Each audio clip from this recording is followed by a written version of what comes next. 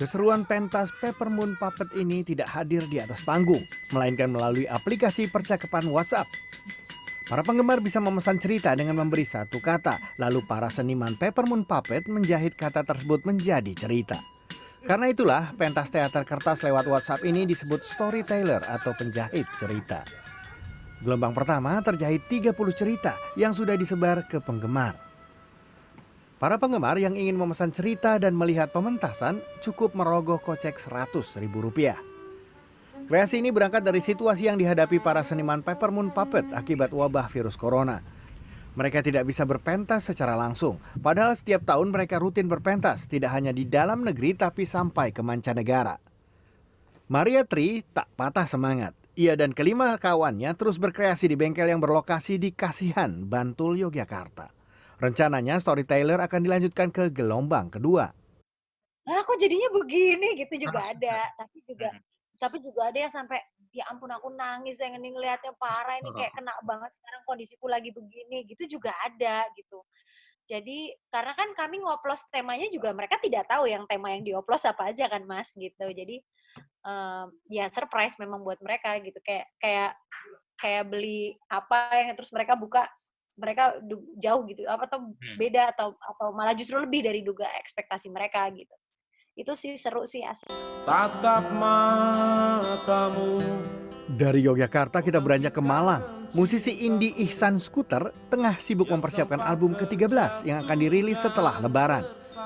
Wabah COVID-19 tak menyurutkan kreativitas musisi beraliran folk ini. Jadwal pentas memang berantakan, penghasilan pun surut, tapi panggung berpindah ke saluran YouTube.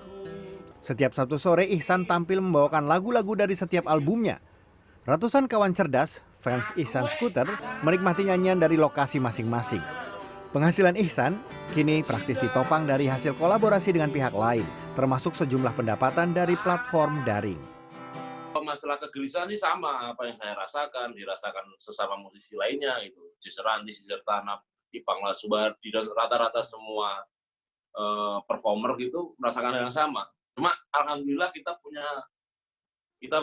itu punya kanal lah, meskipun itu nggak besar, tapi kita minimal ada sebuah pergerakan yang tetap membuat kita tetap hangat tuh mesinnya, jadi nggak sampai beku banget. Alhamdulillah kita masih punya itu. Kementerian Pariwisata dan Ekonomi Kreatif membuka pengaduan bagi para pelaku industri kreatif yang terkena dampak COVID-19. Juru bicara Satuan Tugas Penanganan COVID-19 Kemenparekraf, Ari Juliano menyatakan, sampai saat ini tercatat lebih dari 200.000 orang yang kehilangan pekerjaan di sektor pariwisata dan industri kreatif akibat pandemi COVID-19. Karena itu dibutuhkan koordinasi dengan berbagai pihak untuk mengatasi masalah ini. Ya, jadi kalau soal stimulus dan insentif yang bisa diberikan memang Kementerian Pariwisata dan Ekonomi Kreatif tidak bisa berdiri sendiri karena banyak juga insentif dan stimulus itu diberikan oleh kementerian dan lembaga lain. Dalam hal ini misalnya soal bansos, bantuan sosial itu banyak erat kaitannya dengan Kementerian Sosial. Lalu kemudian kartu prakerja itu juga dikoordinir oleh Kementerian Koperasi, Kementerian Koordinasi Perekonomian gitu ya. Industri kreatif tidak saja menghidupi para seniman, tapi banyak orang yang turut terlibat dan menggantungkan hidupnya. Misalnya penyedia jasa panggung, tata cahaya, sistem audio, dan lain-lain. Kini mereka harus bersiasat lebih kreatif untuk bertahan di tengah wabah COVID-19. Aditya Heruwardana, Jakarta.